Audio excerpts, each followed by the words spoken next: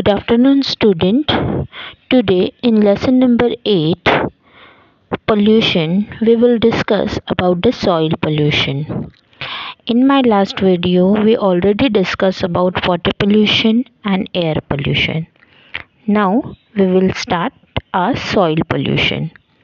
First question is there, what is meant by soil erosion? म्हणजे जमिनीची धूप कशी होते? Soil erosion is the displacement of the upper layer of a soil.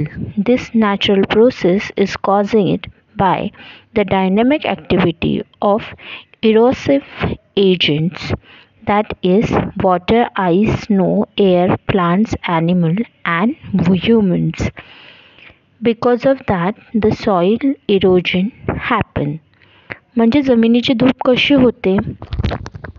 काही agent असतात जसं पाणी, बर्फ, स्नो, हवा, प्लांट्स, ॲनिमल आणि ह्युमन्स ह्यांच्यामुळे जमिनीची धूप होते. सेकंड क्वेश्चन आहे, what are the reasons for depletion in soil fertility? Fertility म्हणजे काय? सुपीकता. मृदेची सुपीकता कमी होण्याची कारणे कोणकोणती आहेत? तर ती काय आहेत? Over uses of chemical fertiliser and pesticides, increase in the acidity of a soil due to acid rain, mixings of a salty and acidic water from industry with the soil are few reasons for depletion in soil fertility. म्हणजे मृदेची सुपीकता कमी करण्यासाठी कारणं कुठली कुठली आहेत? तर खूप जास्त वापर केमिकलचा होतो शेतांमध्ये, पेस्टिसाइड्स असतात. त्याच्यामुळे काय होतं की जी जमिनीची सुपीकता आहे ती कमी होते. खूप साऱ्या इंडस्ट्रीमधून युज्ड वॉटर सोडलं जातं, त्याच्यामध्ये खूप सारे केमिकल मिक्स असतात आणि हे केमिकल युक्त पाणी जमिनीमध्ये मुरतं आणि त्यामुळे देखील मृदेची सुपीकता कमी होते. त्याचप्रमाणे सॉल्टी वॉटर, फर्टिलायझर्समध्ये वापरले जाणारे केमिकल ह्यांच्यामुळे देखील मृदेची सुपीकता कमी होते. हे 2 प्रश्न तुम्ही लिहायचे आहेत नोटबुकमध्ये.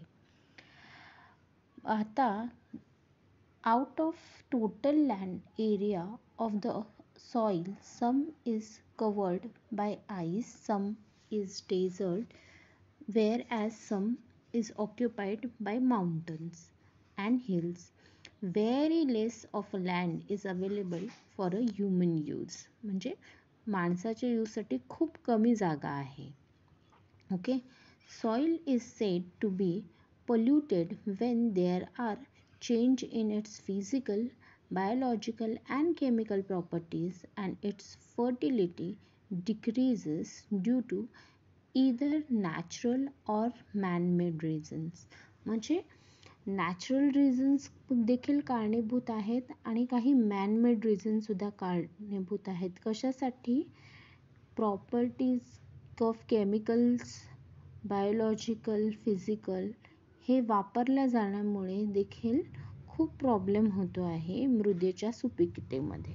मातीतील भौतिक, जैविक व रासायनिक गुणधर्मात नैसर्गिकरित्या व मानवी कृत्यामुळे जे बदल घडून येतात त्यामुळे तिची उत्पादक क्षमता कमी होते, तेव्हा मृदेमध्ये प्रदूषण झाले असे आपण म्हणतो. आता यामुळे मृदेवरती परिणाम काय होतात ते आपण पाहूया. इफेक्ट्स ऑफ सॉइल पोल्युशन म्हणजे मृदा प्रदूषणाचे परिणाम बघूया. Soil fertility decrease due to mixing of salty acidic water from the industry. म्हणजे कारखान्यातील क्षारयुक्त पाणी, आम्लयुक्त पाणी मातीत मिसळल्याने माती नापीक बनते. Radioactive and other pollutants enter and pass through food chain like the soil, crop, water and human bodies.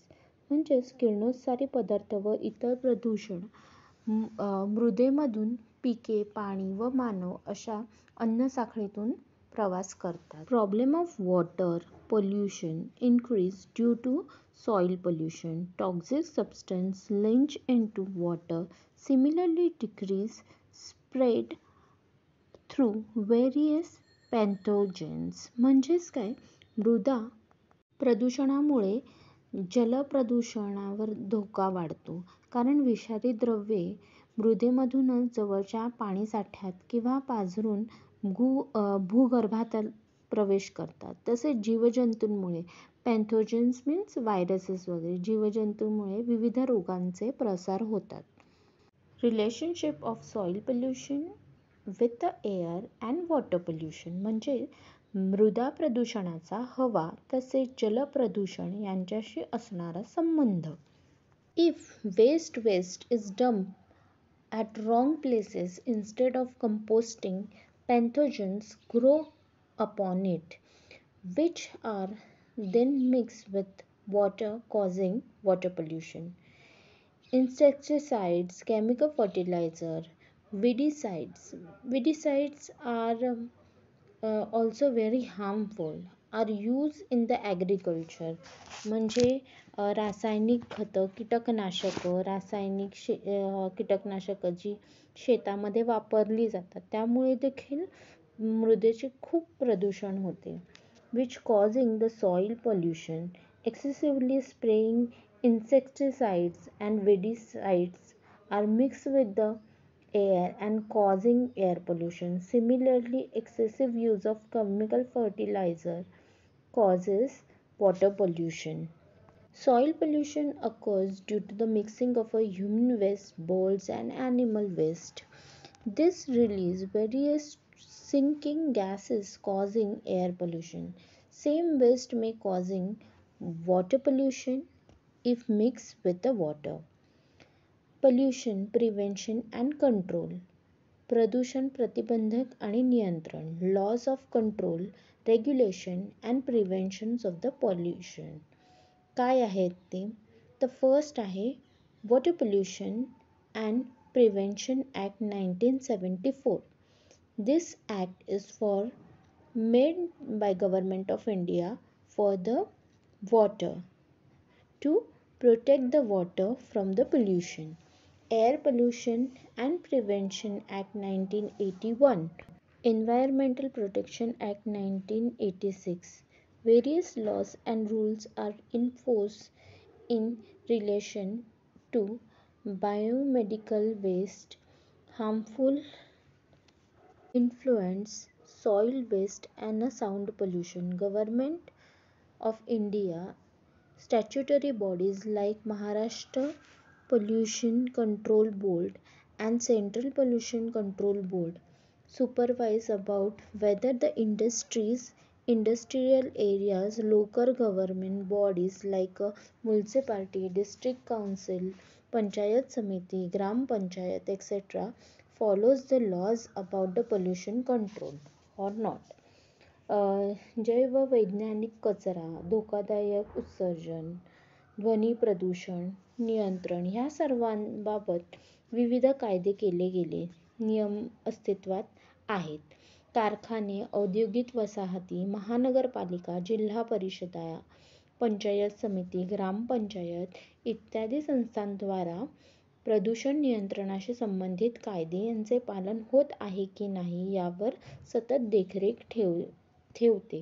ठेवण्याचे काम महाराष्ट्र प्रदूषण नियामक मंडळ व केंद्र प्रदूषण नियामक मंडळ या शासकीय संस्थांद्वारा केले जाते.